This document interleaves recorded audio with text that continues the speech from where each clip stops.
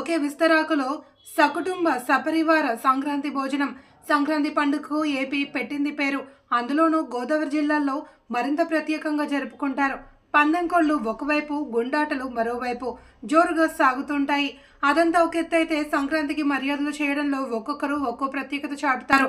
అదేవిధంగా కాకినాడ జిల్లా పిఠాపురానికి చెందిన సియాదుల సోమేశ్వరరావు సీతారత్నం ఇంట్లో ఎక్కడెక్కడో ఉద్యోగ వ్యాపారాల్లో స్థిరపడి సంక్రాంతి పండుగకి ఇంటికి వచ్చిన అల్లుళ్ళు, కూతుర్లు, కుమారులు, కోడళ్ళు, మనవళ్ళకి ప్రత్యేక విందు ఏర్పాటు చేశారు.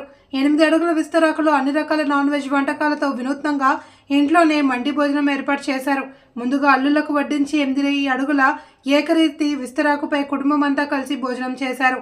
అల్లుళ్ళు, కూతుళ్ళు, కొడుకులు, కోడళ్ళు, మనవళ్ళు ఒకే ఆకుపై ఒకరికొకరు తినిపించుకుంటూ ఆప్యాయతల మధ్య చక్కటి విందు ఆరగించారు. రసాయనాల రంగులతో రెడీమేడ్ ప్లేట్లు వాడుతున్న ఈ కాలంలో అతిపెద్ద విస్తరాకులో వడ్డించి తమ ప్రత్యేకతలు చాటారు. సంక్రాంతి అంటే అందరూ కలవడం, సరదాగా గడపడం అని చాటారు.